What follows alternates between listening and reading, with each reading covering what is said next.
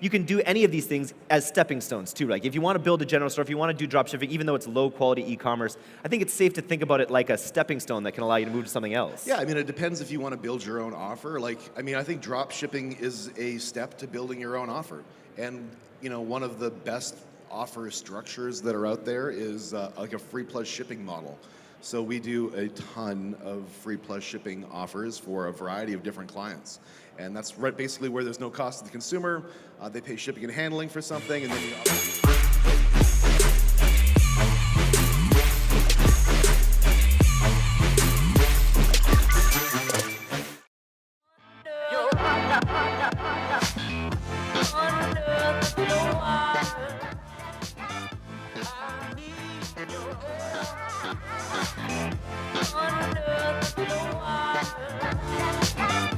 Very nice to be here. Yeah, good. Thank you for having me. Well, it's always nice. I interviewed on my podcast, The Robust Marketer. That was a lot of fun. That was a lot of fun. And then we took a flight together.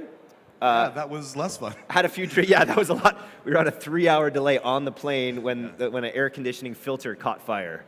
Yeah, I could smell that. I was afraid we were going to take off, but at least they stopped. Yeah, that's definitely should be against airline policy, I think. Yeah, I think so. Speaking of policy, as we near the end of 2017 and we reflect on the roller coaster, on all the updates that Facebook has rolled out throughout this year over the quarters, what would you say, counting down the biggest headaches of Facebook policy of 2017? I think uncertainty is obviously a headache. Like, if you know where the line is or you know where the direction is, then it's easier to plan around that and plan for that. We've seen a lot more stability in the second half of 2017 than we did in the first half, because even Facebook at that period of time didn't really have much understanding as to what was okay and what wasn't okay in the wake of a lot of the political stuff that was starting to emerge, which is intensified now. But we would see campaigns that we were running that we were signed off on that would then transition to, no, you can't do that. They're now back to, yeah, that's fine. So it's, really, it's a lot of. They've actually seesawed back. There's some flip-flopping. So that sounds political. I say new information, new decisions. So yeah, that's facts on the ground. Right? I really appreciate that they're able to kind of go back and look at something and say, yeah, we made a mistake, and then now this is okay. And do you think it is that, or is it like the revenue team pushing them to be like, no, you got to make more money? There's always pressure from other side. We actually have seen, the partner that we work with at Facebook definitely in the last 2 quarters was a lot more motivated to understand how much money we were planning on spending. So I think that you got to hit those quarterly numbers. You got to get that pop on the stock. So yeah, that filters in there somewhere, but. It's the line is definitely that it doesn't, but it definitely does. Gotcha. Okay, so let's talk a little bit about your history here as a marketer. We call it the marketer's hero journey on my podcast. But one of the things that we talked about there was what you called the line in the sand that your company drew, where you really decided to go from say a traditional, a black hat affiliate background, and then you decided there's a bigger future, there's a lot more potential in white hat. When did you make that decision? What were you doing before? Let's just focus on what you did after. Yeah, well, I think it was just a lot of frustration with the, black hat stuff.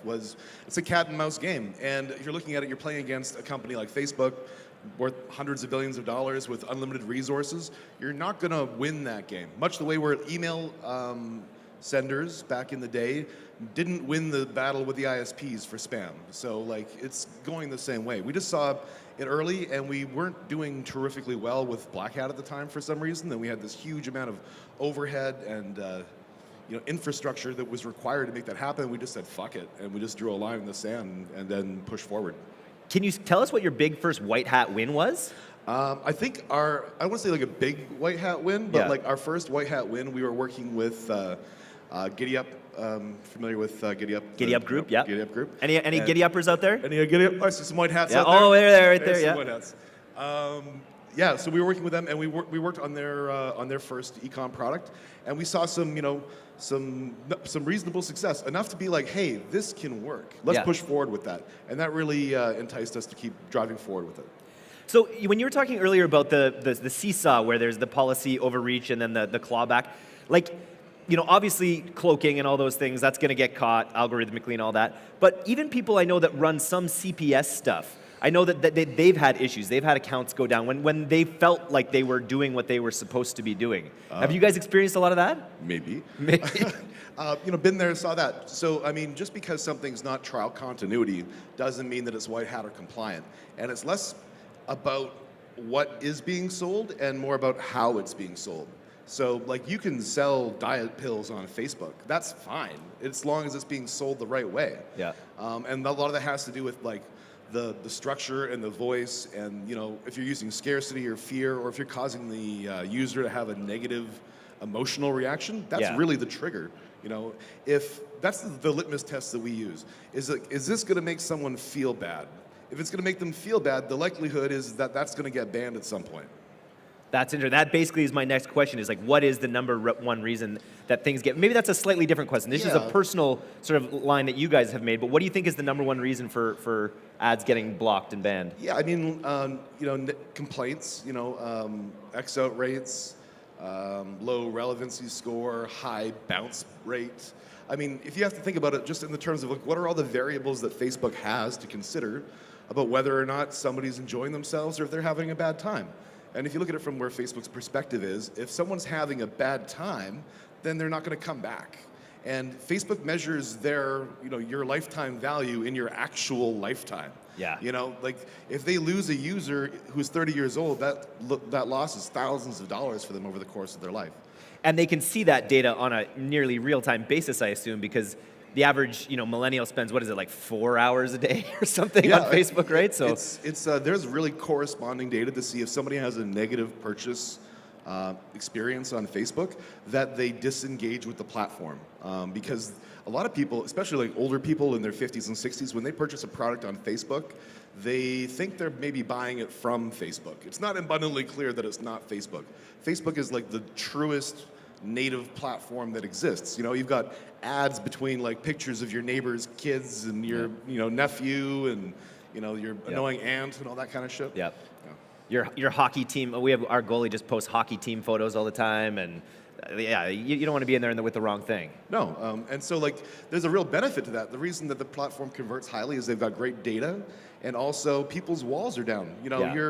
You're cruising through your feed. It's a very personal, intimate experience. You've crafted that feed for you, and if there's something in there that's jarring or that pisses you off, you might take action against that. So the question I have here is, which one is this here? So it says, how much can affiliates get away with? But that's really not the right way to be thinking about it. I mean, like, if you're trying to get away with stuff, that's like a pretty narrow, short-term thing. I mean, maybe you'll make $500 that day or something, but, like, don't you want to make $1 million, over the course of a little bit longer period of time? Yeah. Yeah, and it's really easy. Like, so, people say, well, can't you, like, tell us exactly what the policy is? How many times can I say free? What's the, maximum discount percentage? It's 50%. Okay. Like, things like that. Give me guidelines. And really, I mean, they don't want to tell people that, because if they tell people, then you're going to cozy right up to the line. And they want people operating much more within the spirit. And I feel like I've been brainwashed at, like, Facebook camp or something. But really, these are the things that we've applied in our business, and we've had a ton of success with them. So, and how has your relationship evolved with Facebook? Like, I assume you're pretty, like, at the amount that you guys are spending now. You guys are just spending unbelievable amounts with them. Yeah. Like, at what point did they really start to, really value that relationship? And as you've spent more, have they got more and more open about their policies? Yes. Yeah. Yeah. So it's like I think James was talking about on the main stage a little while ago. The more that you're spending, the more that they see that you're operating within the realm that they want people to be operating, the more they're willing to give. It's not just it's a little kind of tete-a-tete kind of business. Do you have any, go out on a limb, any predictions you see for the way so take e-commerce, for example. One of the things I hear people talking about is the shipping times, basically, surveying users after the fact. Did you get this product that you bought or something? Like, do you see things like do you see them coming in to make drop shipping harder to do in the next couple of years, for instance? Yes. Yes. Yes. They're going to. They call it low quality e-com inside the organization. Like, it's before the political stuff was on the radar, that was one of the primary things that they were running up against. And like there's guys like Mo who mitigates those kinds of challenges by offering excellent customer service. Yeah. And moving products to fulfillment from within North America. But people who are not communicating with their buyers and they're letting them sit out there for 6 weeks, not only are there refunds and chargebacks going to be fucking crazy, Yeah. but they're going to have complaints and it's going to cause them to negatively affect their ad accounts and their ads. That's not going to work. So one of the things that does work, it works in edu marketing, I have to say, but it's creating a sense of urgency. And you can only create a sense of urgency so many times with the consumer before they realize that there's really no urgency here. Yeah. How do you see that sort of tactic evolving on Facebook in 2018? So like false scarcity. False scarcity, like yeah. the countdown timer. Like diamonds. Yeah. Is anyone in the diamond business here? Sorry, but is it, De Beers? you're a fraud. Is it De Yeah, De Beers? Beers monopolizes diamonds. It's crazy. I know. You just find them everywhere if you look. Yeah, they're under the bed, everywhere. What was it called? So scarcity. Oh, Where do you scarcity, see right, yeah. false So- scarcity so happening in 2018? Countdown timers. So countdown timers are like equivocally banned. Okay. Like they don't like them, but you get away with them on Shopify and e-com sites because of the design of the site and the content of the product that you're selling is pretty innocuous. So it's more like, it's not like, so let me rephrase that. So countdown timer is like not good, but if you don't have a bunch of other heinous shit, then you can kind of get away with it. It's more of like a holistic approach to the page. Does it have a countdown timer and a pop-up and like, a bunch of other spinning, crazy, flashy shit? Yeah. The more, it's almost like they added a point for every single thing. So, it's, in this year, I think that, as their revenue needs to go, they will alter their policies to be more aggressive or less aggressive. Yeah. So obviously the biggest trend with this audience is sort of a move from traditional affiliate marketing through to e-commerce. And so whether that is working with a CPS network like GiddyUp perhaps, or starting their own drop shipping company maybe where they want to pick a few products, build out a general store, what are some of your tips about how to think about the best way? Because I think you can do any of these things as stepping stones too. Like if you want to build a general store, if you want to do drop shipping, even though it's low quality e-commerce, I think it's safe to think about it like a stepping stone that can allow you to move to something else. Yeah, it depends if you want to build your own offer. I think drop shipping is a step to building your own offer. And, one of the best offer structures that are out there is like a free plus shipping model. So we do a ton of free plus shipping offers for a variety of different clients. And that's basically where there's no cost to the consumer. They pay shipping and handling for something, and then you upsell the bejesus out of them. And Facebook's cool with that. So I think that if people can start migrating to understanding if you can manage a drop shipping store, you can manage some of these other kinds of business models. You just kind of have to look out and see what's working well. Interesting. So do you guys use a lot of things like ManyChat or messenger marketing? We do a little bit of messenger marketing, although I would admit that we're not as proficient at it as I would like us to be. And I imagine that's a bit of the Wild West right now in terms of what they'll allow, and I'm sure that's an area too that's going to be tightening up in the coming... There's a bunch of crazy shit with that.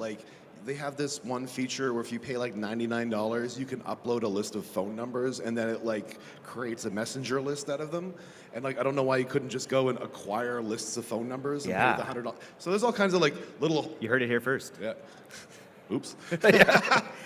So there's all kinds of little holes and weird things. But I think that where that will probably go is the same way that Pages went, right? Yeah. So Pages were free, lots of organic delivery, lots of good business model. If you had a page, you could just grow that page and then you could build a business off of that. And then all of a sudden the organic reach goes down and you've got to pay more to reach those people. I wouldn't be surprised if they do the same thing with Messenger. Make you pay to actually have access to these people. Make you pay to access those That's people. going to happen for sure. Yeah, it's just... No one seems to notice that. But right now, it's the getting's really good. Yeah. So one of the things that's sort of happened this year is the attack on ad spying tools.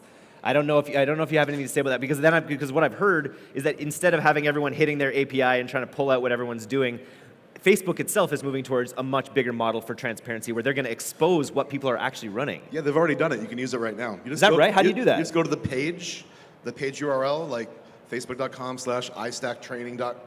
And then / and see all my ads? Yeah, and then you can see all your ads. You guys can see all my ads anytime, I promise. Yeah, you can see the ads for any page And yeah, they're right there. I mean, it doesn't show you any metrics like the spy tools, like big ads or any of these other kinds of ones out there. But yeah, it's already in effect. So at what scale does Facebook care about you enough to give you a rep these days, do you think? I guess you guys are up in the stratosphere. Do you know what the lower end of that looks like? You know, I don't know specifically, but I think that if you're, you know, you maybe 50 grand a month or something, 100 grand a month. I mean, you know, there's different levels. There's like SMB, and then there's the GSO level. Yeah, in terms of reps. In terms of reps, in terms of groups, and so the lower level reps work with, I think it's like 130 different clients. Yeah. And then like our rep works with like 6 other people. Interesting. So there's 2 like pretty huge tiers there. I'm not sure what the level is to get to that tier, but maybe $100,000 seems to be something that's from, you know, 100 grand a month seems to be jogging my memory for some reason. Okay. Interesting. So, you know, we're doing a couple things on this trip to Bangkok here. We're going to be doing Facebook Mastery Live tomorrow. Yes. Which is sold out, but the live stream is still available. You may have heard me say this before. What are you going to be talking about at Facebook Mastery Live? I'm going to be talking about measurement-ish type related topics. So like, you know, when you're driving traffic for a CPA network and you're getting credited something from the CPA network, how many conversions actually exist? Where is that leaking? I've got a really interesting case study where we were selling a kitchen appliance. Okay. It's like $300. We're like, oh, I know what that is. Yeah, I think. like maybe this will work. Yeah. I don't know. And we're like, this did not work at all. But when we talked to the client, they are like, holy shit, this is working really well. But because of the attribution model and everything, we couldn't see that it was working. So, and then as you know, Facebook's released a new tool called the Advanced Measurement Technology, where you can actually pipe in all your programmatic data, your Taboola data, your Google data, and you can start modeling it within Facebook to understand how the Facebook touches are affecting conversions on other platforms. Oh, that's interesting. Yeah, it's pretty fancy. So, having a good relationship with your Facebook rep is 100% valuable, but what percentage of their advice is actionable? Because I've heard a lot of people say, even at high levels, you know, they're telling you things, and people will go out and even like do the things that their Facebook reps will say, sometimes to humor. Sometimes they humor them and they don't, you know. You know, I don't think they're misleading in any way. No. I think it's just like it's a big company. You don't know what you don't know. Yeah. And you know, a lot of times we have to direct, you know, our guy to be like, hey, can you go and look into this? And then he'll be like, oh, I had no idea. It's a big company, lots of moving parts, but you know, if you can help direct them and work with them, they're more than happy to do that. Okay. So what are some of the key, like, you know, when ads accounts are flagged for misleading user experience, what else goes into the decisions? Are they looking at things that are off their site? Are they going to start looking at things that are like on your page? And how do they go about doing that? Yeah. Your pixel, I guess, right? They cache every page that an ad goes to. And they're hiring 3,000 new human reviewers. They want to try and move to a place where they can physically, humanly review every ad. Wow. I don't know what the likelihood of that is, but you know, and this is just maybe a good tip in general. When these people are reviewing ads, it's not like this part isn't great or this part. It's like good, bad, Pass, fail. pass, fail, pass, fail. Yeah. And so they're kind of using that to train the algorithm to make the algorithm more effective, right? So if your ads look like ads that other people are doing kind of, you know, heinous shit with, the likelihood of you failing, even if you're selling a pretty good product, is pretty high. Oh, that's interesting. Yeah, so it's like design plays into things in such a crazy way. Because they want the newsfeed to look good. Well, not just the newsfeed, but like pages too. Like if you've got a really shitty looking affiliate, you know, if everything looks like a Garcinia page, I mean, the reviewer is not spending enough time to look at that it doesn't say Garcinia. They're just like Garcinia, you know, it's toast. Garcinia-ish. Garcinia-ish, yeah. I mean, design is incredibly important. Do you think Facebook is any more lenient on, like, when they're trying to push a new format, for instance? So something like Canvas, which is something we're using quite a bit. Do you think that they're more willing to allow you to push boundaries when it's sort of like a bargain where you're using something that they're really keen on? So they can do two things. One, they artificially lower the cost of new ad units to try and entice big agencies and big advertisers to use them. and you can take advantage of that too. Like Facebook Live was a really great deal for a long time. I'm not sure if it still is or not. Yeah, video still is a pretty good deal, but it's Yeah. changing. It's getting more expensive all I the mean, time. in my keynote in about an hour, I'm going to talk about how like we basically leveraged that video discount to really pop our company off. Really? Yeah, it was. That like, was one of the main that factors was in the. one of like we got to video really early. Yeah. And then we just destroyed it. You know. So. That's like, and I can say this because we talked about it in our podcast, but that was what the podcast was called, was 70 million in 3 years. Like that's just been an insane ride for your company. I can't imagine. How big is it? How many people? It's about 30 some. We scaled back not a little huge. bit. No, it's and we did like the kind of progression there is like we did like 2 million the first year, 4 million the second year, and then almost 70 million the third year. And that was like leveraging and experimenting with new ad units like video. And now, at that scale, you're able to attract a whole other echelon of clients, I imagine. Yeah, people want to. We got a a laundry list. Like our funnel is our pipeline is fuller than we can handle. Really Amazing. Yeah, it's great. Any final words on Facebook policy for the audience that they'd want to leave people with? Pre-sales in health and finance are banned now. They're banned. Banned in health and finance. Oh yeah, we were going to talk specifically about some health and finance. Yeah. Just health and finance. So, other than health and finance, pre-sale content away. I mean, we use pre-sale content all the time. I'm blanking all of a sudden. Explain pre-sale content. Yeah, like, it's just, if you've got an ad that goes from an ad to a content site that has like a really fluffy review of something. Yeah, like a flog or a. Okay. It's an article. Okay, it's an article. Yeah. It's hard. It's fake news. It's a very generous article. Yeah. I bet I shouldn't have said fake news on this. They don't like that, do they? No, they don't. They don't. Well, let's maybe end it right there before I go any further. Let's pull the pin.